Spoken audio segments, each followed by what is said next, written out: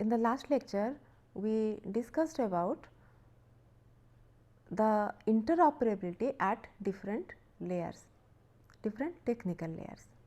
In this context, we saw that at the lowest level, we have at the communication level, there are certain possibility of connecting the applications, inter-organizational applications, and that what we were doing there, we were actually connecting both the information system at the object level, and we were saying that each information system is written in some object oriented language and consists of many objects which interact with each other. In this context, we saw that both the organization first of all has to have technical network level compatibility, that is number one, which is not a issue in today's internet world, but we also saw that the object level compatibility which has to have in the very lowest level can be solved using various methods which come together under remote procedure calls. But remote procedure calls have their own problem and they are difficult to implement, and when they are within the same network, possibly the network addresses, because now they, if you are communicating with another object like staying in another system, each system in the internet is uniquely identified by IP addresses. So, if they are within the same network, the problem is not there, you can uniquely identify, but if they are in distant places, then due to multiple address translations in between, due to the presence of proxies and all at in your organizational level, at your ISP's level and so on, such kind of interconnectivity, establishing such kind of interconnectivity between the systems through this the remote procedure calls is not possible. That is number one problem. Second problem is, if you need to connect to another application at the lowest level, at the object level, you need to be knowledgeable about the object which is at the other end. That object which is at the other end belongs to another software. Now, unless otherwise you know the details of that software, and unless otherwise that other software also implement this CORBA technology, it is not possible. So, therefore, CORBA is not a very desirable technology in today's world. Another technology which is at the content or data exchange level, by data exchange level we mean we now need not be connecting, need not be knowing the details of the software, that what object is has, what methods the object has, whether it implements CORBA or not. No, we do not have to. We simply need to know that both of them follow, both the parties between which the data exchange has to happen follow the same data exchange standard. EDI is one such standard. In fact, in this lecture we are not going to learn about EDI only, we are going to read about, we are going to study about the XML based data interchange, which there are some XML standards which are even considered to be more preferred than EDI. EDI is a very old concept. EDI is not a new concept like XML. EDI is as old as maybe around 1970. Big companies used to have their own dedicated communication network for exchanging the data using EDI. But now, because of the internet which is at low cost, even the small companies can exchange, small companies are also adopting this. But before that, let us first try to understand this EDI, which is a pretty old concept. Now, while if you would like to solve the interoperability at the content layer, we have to resolve both the semantic and structural heterogeneity issues. Now, we have already discussed these issues in the context of VMI. So, this structure, while the structural issues result because of the use of diverse information format, semantic differences arise by different interpretation of the same concept. For example, we in the about the stock level we were discussing while discussing about VMI, but here we see another example. Suppose it data item is called price. It can mean price with tax or excluded tax. Even if both the parties use the same name for that data item called price, they might be interpreting it in different ways. It is not that they always have to have different names. Even if they have the same name, the interpretation that is attached with the data might be different. Therefore, this layer's interoperability objective is to provide independence from data models, formats and languages. To achieve this, two broad classes of data exchange standards are used. One is EDI, that is electronic data interchange. In here we are going to learn about the traditional EDI and internet based EDI. Then there are certain XML based framework. We are going to learn about XML, we are going to not learn, we are going to have some idea about the XML shortly. There are certain already established XML based framework for different industry categories. Let us try to understand what exactly it is this EDI. This is the exchange of electronic data between companies using precisely defined transactions. For this process of exchange of electronic data, you require a set of hardware, software and some standards to carry out this EDI process. These are some of the benefits of EDI, of course, cost saving, speed, accuracy, security. It helps in system integration, just in time support for the data and so on.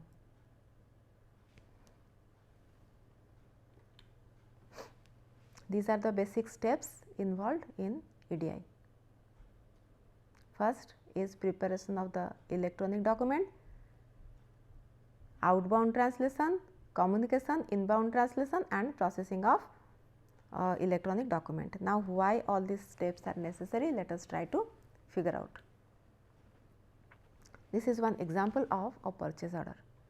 So, every company has his own way of preparing this purchase order. Here the purchase order is a document. Now, imagine that when you would like to keep this purchase order in your database, this is no more, this is not a flat file, this is a file which is created from many database tables taken together, maybe customer table, item table and so on. Now, if you would like to send this piece of document to your business partner, to your supplier, how will you send? You can send this document by post physically. You can send this electronic copy of this, maybe scanned copy of this through email. If you send it through email, at the other end somebody will receive it, get the data out of it and enter it once again into their own ERP system, this purchase order details. What is the problem? It appears to be simple, but involvement of one human being in between makes the process slow, inaccurate, because human beings can make error during data correction, data entry while sending this. So, if the correct data is sent from the other end, why not we have some method which is faster and accurate as well, and eliminates the involvement of some human being for data entry. Now, what is the alternative? Either, and if it is from the website also, if the purchase order is downloaded from the website also, in what format it will be? PDF format, still then also somebody has to enter the data. So, what if the data comes in a form, so that if we provide that data in that form to our ERP system will automatically read it, which means there has to be some mechanism of conversion of this data which both the ERP systems can understand. So, we need a standard which can be followed by both the parties transacting. Now, the question is, if we have to follow a standard which both the parties are transacting, then why not we have a standard for every two parties?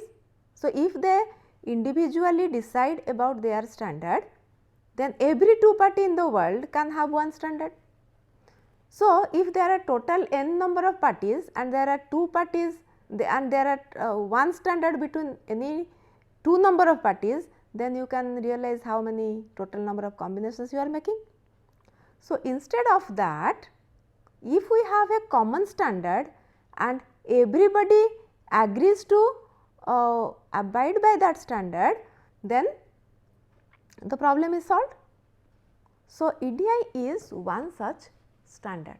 Now, EDI standard, EDI is a concept, and the standards, name of the standards, the actual standards are actually different in different countries. Different countries follow their own standard.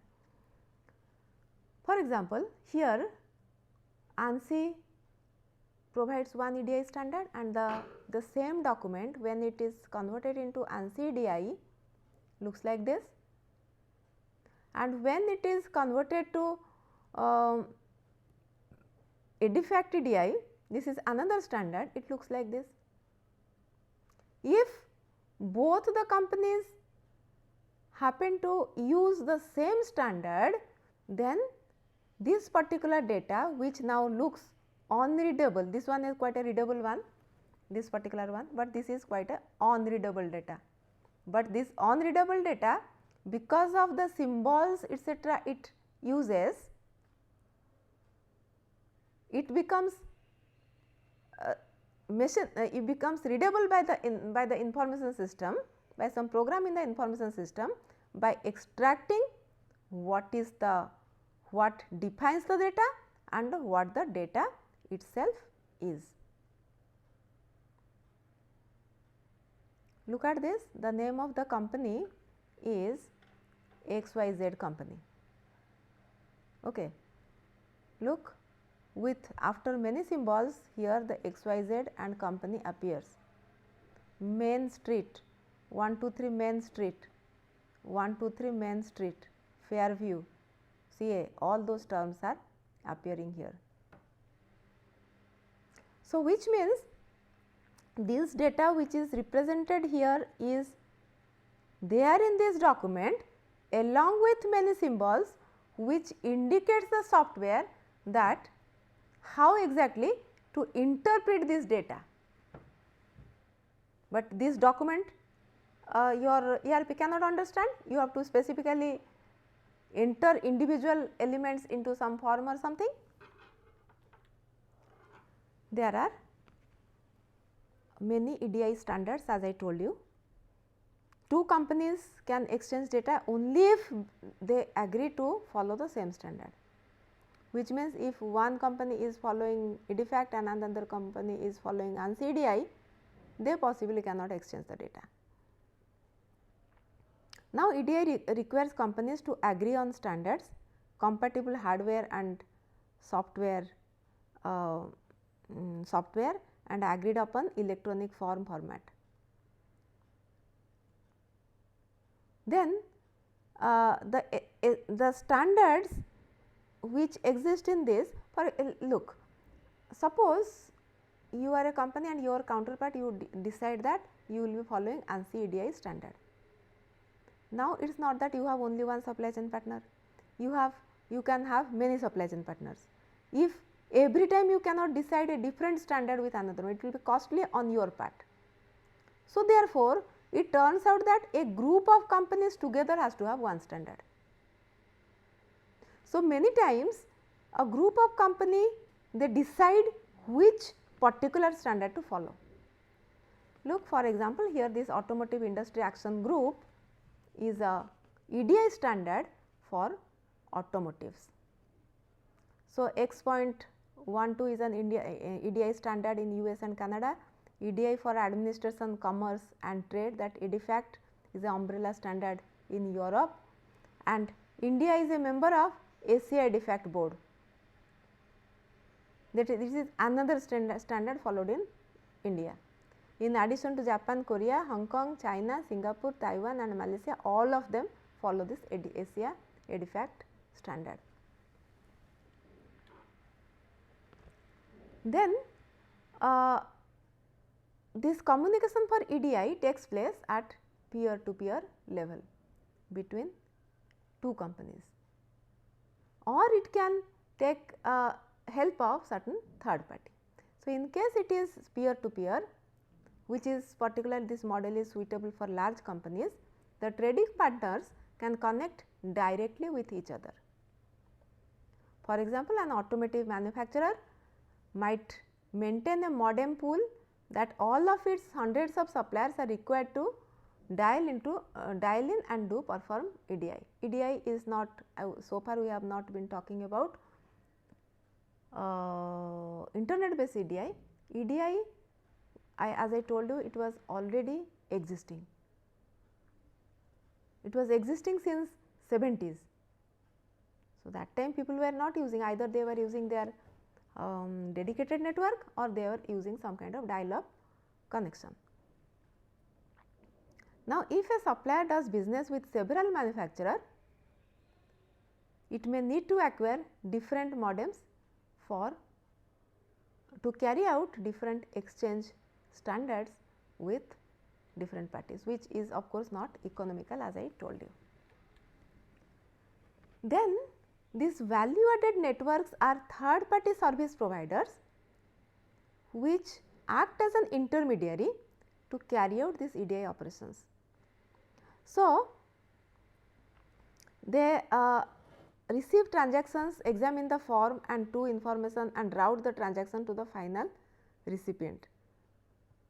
They provide a number of additional services like retransmitting the document, providing third party audit information, acting as a gateway for different transmission methods and handling telecommunication support.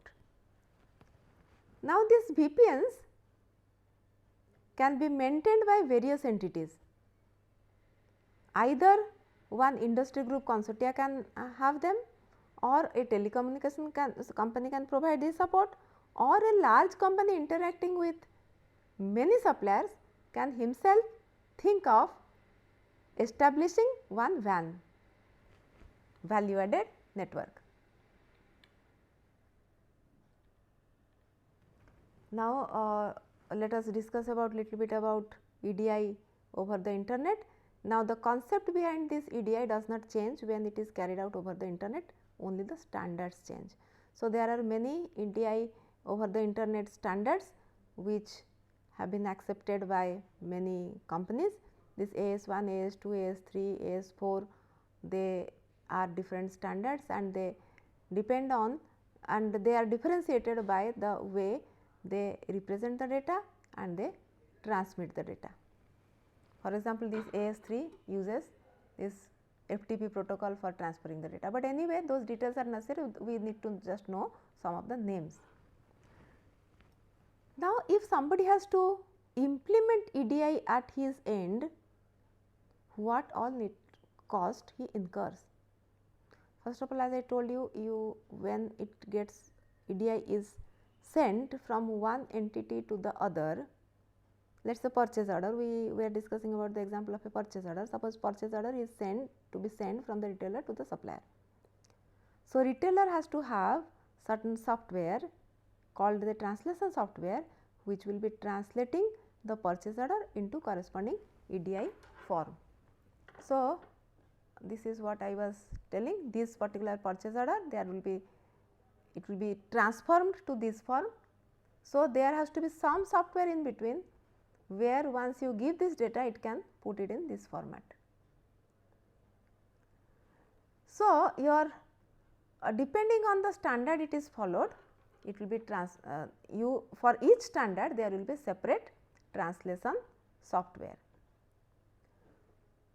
Then once you have this software, you need it to maintain it.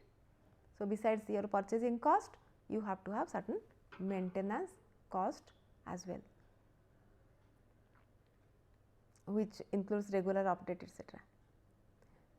Then internal software development cost. Now, where from this internal software development is coming? Now, EDI, as I told you, it is a set of hardware, set of software, hardware, and of course, the communication medium. Now, that software is not a part of your ERP system or your internal internal information system, which you are using to capture the transactions. So, therefore, in order to connect to that new translation software for EDI, so that in the case of that purchase order example, so that purchase order data need not have to be re-entered into that translation software.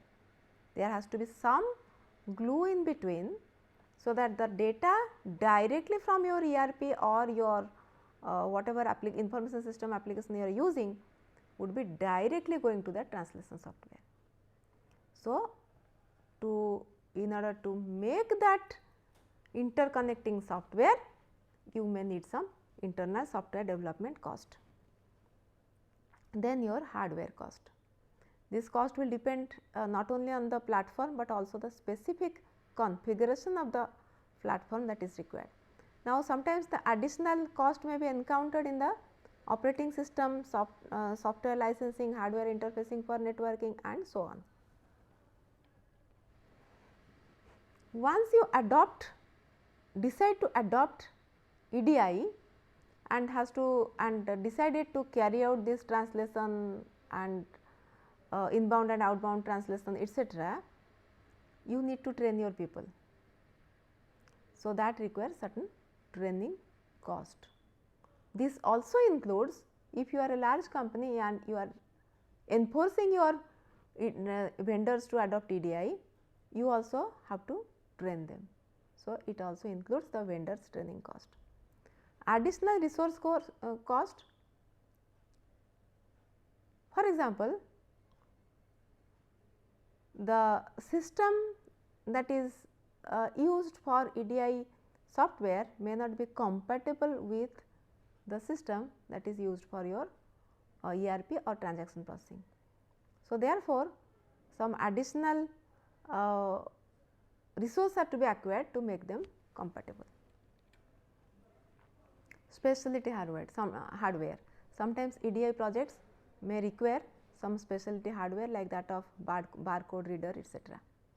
Then next is your networking cost. If you are using a value added network, then you have to pay for this. If you are using your own organization's network and leased lines, you have to pay for this as well. So, this networking hardware cost is also important, and for VPN for individual one, the hardware networking network hardwares the company has to buy. In case of WAN, this value added network, third party maintains it, but you have to pay for it. Then the legal cost, because it requires EDI requires a contractual agreement between two business partners, legal issues is come up.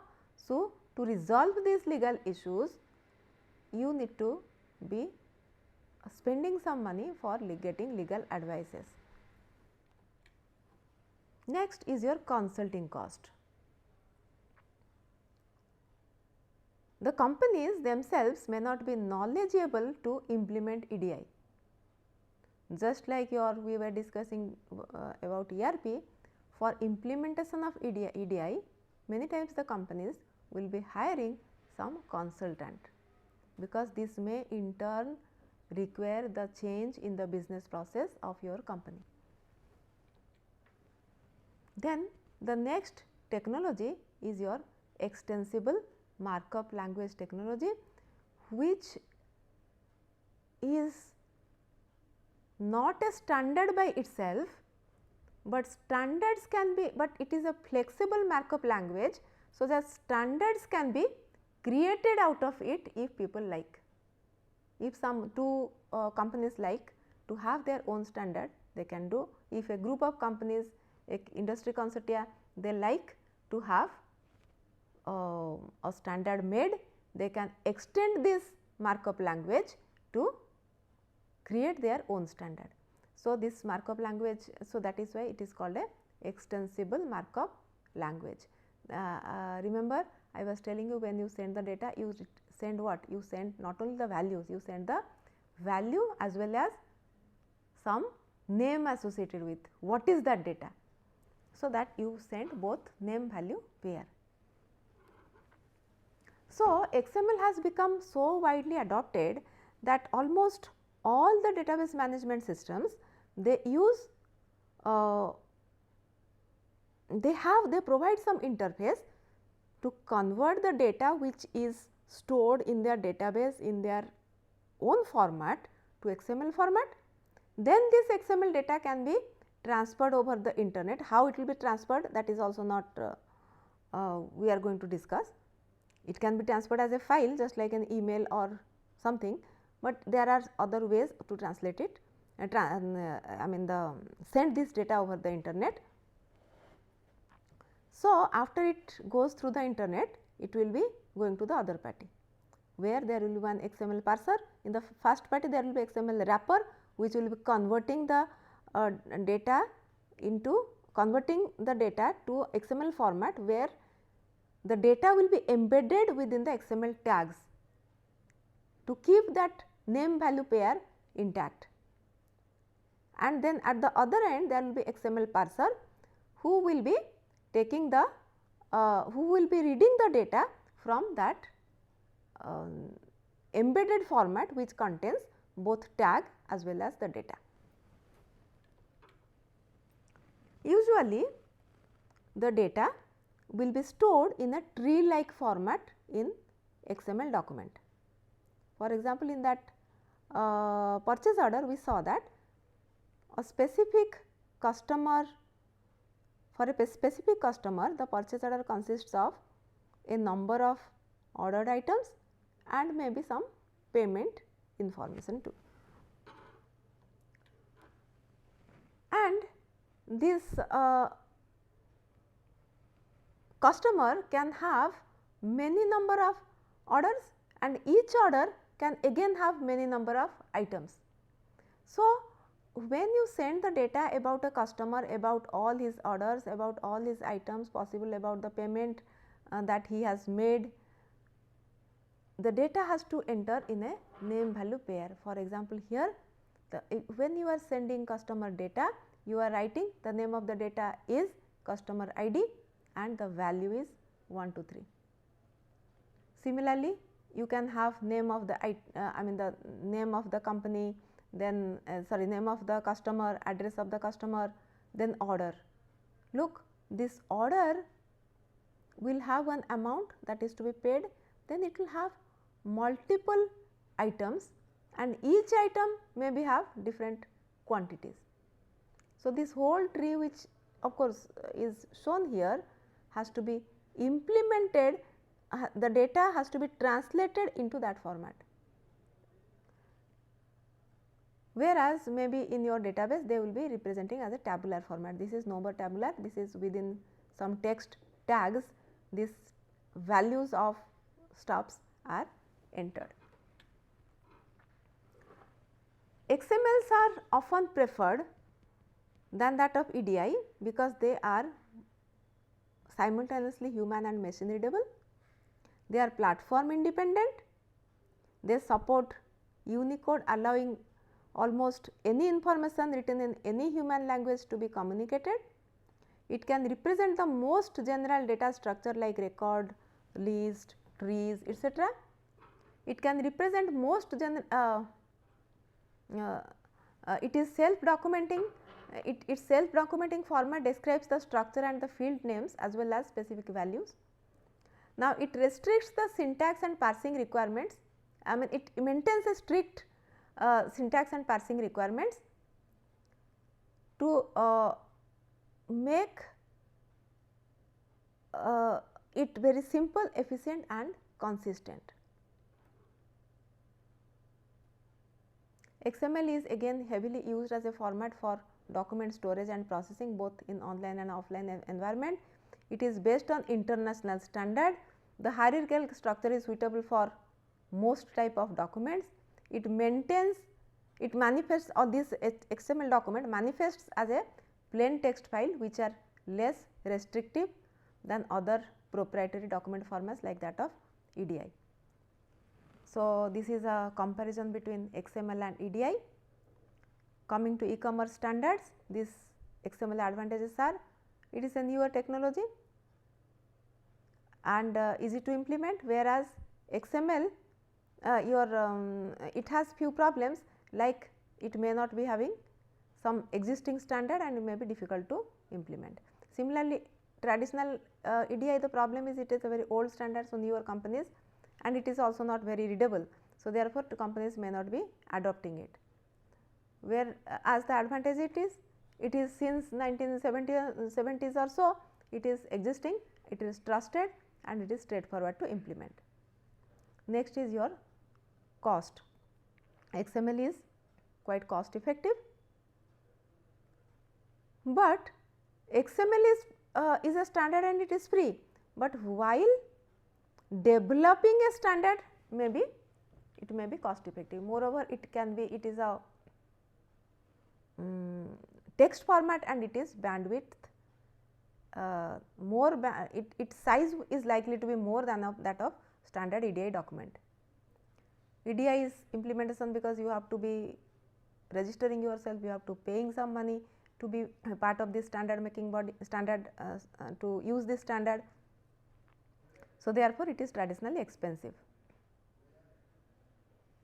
However, their implementation cost tools are getting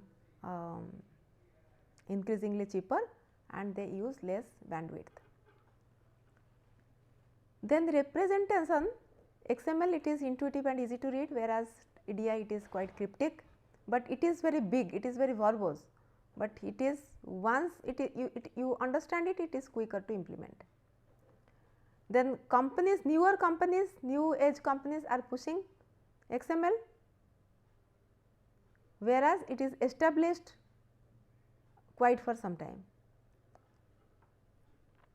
Now, again in this XML, the companies have, many companies have come together to make their own standard. There are some of these standards are this, for example, here the Rosetta Net is a standard, you can read about all of them, it is readily available. For example, Rosetta Net is a standard which is followed by most electronic and computer companies. We finish our today's lecture, and from next class onwards we will be talking more on this technology part. Thank you very much.